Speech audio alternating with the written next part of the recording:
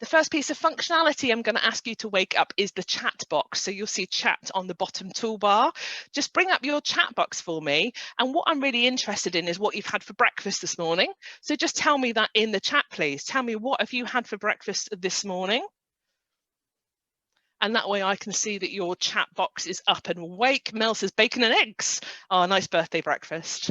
Sarah says a bagel. Vic says strong coffee. Phil says crunchy nut cornflakes. Very specific, Phil. I like that. Paul says porridge with a banana. Paul, ever the sensible gentleman. You really are. Love you to bits. Rachel says always fruit and fibre and a brew. So old school. And yeah, when you call it brew, it always reminds me of the type of language you Midlanders use as well. I've got to have a brew. And Christine says banana and Weetabix. And Alison says tea. Oh, so Alison, you've not had anything to eat yet either, actually. So yourself and Vic are running on liquid breakfast today. Okay, so thanks very much. I had some cornflakes. There you go. So another piece of functionality I'd like you to wake up today as well is our participants box. So again, on your toolbar at the bottom, you'll notice participants. Just click on that for me and you will get another box that pops up, and you'll see at the bottom of that box there's some emoticons. So you should see a list of everybody in the session, and at the bottom you've got a hand up, a yes, a green tick, you've got no, a red cross, go slower, go faster. That's feedback for me as the facilitator. So if I'm going too fast, let me know. If I'm not going fast enough, let me know. If you click on more, you've got more emoticons. So you've got a cup of coffee, you've got a clock, you've got a thumbs up, thumbs down, stuff like that. This is for you guys to really interact and tell me how you're feeling through the session.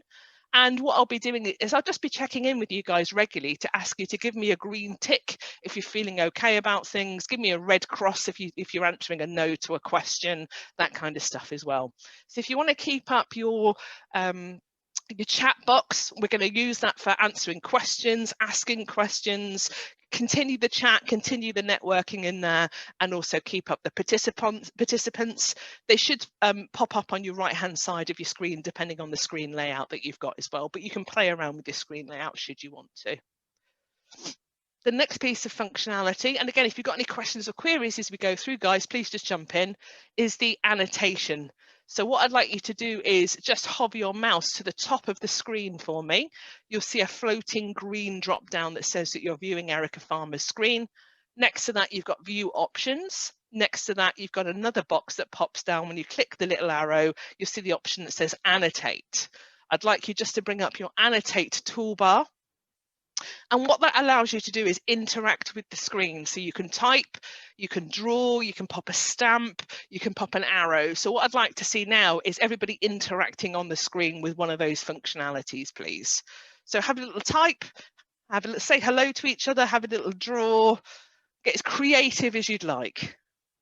And you can see that on my host functionality, I've got it turned on to show annotation names. So that's why your names are popping up on the screen. As a host, you can turn that off if you want people to be anonymous.